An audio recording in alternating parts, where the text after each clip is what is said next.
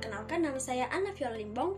Di sini saya akan menjelaskan satu ayat Alkitab yang dapat memberi kita keyakinan bahwa kita punya Tuhan yang hebat, Tuhan yang kuat.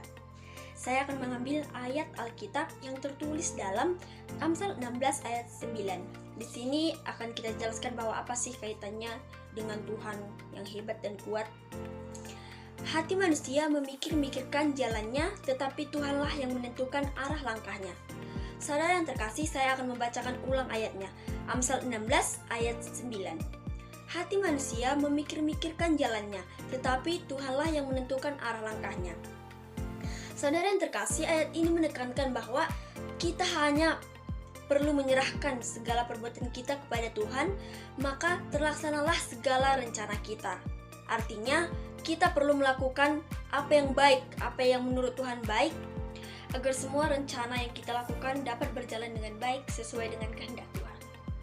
Saudara yang dikasihi oleh Tuhan, kita perlu tahu bahwa berdoa saja tidak cukup. Semua harus dibarengi dengan usaha serta kerja keras yang dapat membuat rencana kita itu berjalan dengan baik. Tentunya kita harus terlebih dahulu mempunyai pengertian serta kebijakan yang daripada Tuhan, di mana sebelum melakukan semua aktivitas kita, semua rencana kita harus berdoa kepada Tuhan. Tuhan, saya minta kebijakan, Tuhan, saya minta pengertian darimu, supaya saya dapat melakukannya dengan baik. Saudara yang dikasihi oleh Tuhan, ada juga ayat tertulis, di mana ayat itu mengatakan, masa depan sungguh ada dan harapanmu tidak akan hilang. Jadi kita tidak perlu memikir-mikirkan akan jadi apa kita esok. Sahabat Kristen, demikian ayat Alkitab yang dapat saya bagikan dan saya jelaskan. Semoga ayat ini dapat menginspirasi kita semua. Semoga ayat ini dapat meyakinkan kita bahwa kita punya Tuhan yang hebat, Tuhan yang kuat.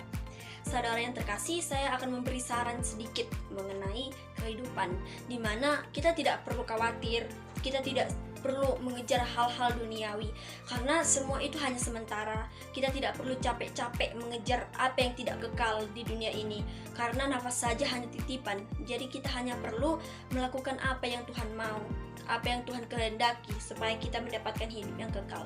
Karena apa sih yang mau dicari di dunia ini? Tidak ada, karena semua hanya sementara, semua hanya titipan. Kita hanya perlu berserah kepada Tuhan dan melihat ke depan, bahwa kita punya masa depan yang indah di sorga yang kekal yang disediakan Tuhan kepada kita. Demikian, terima kasih, Shalom.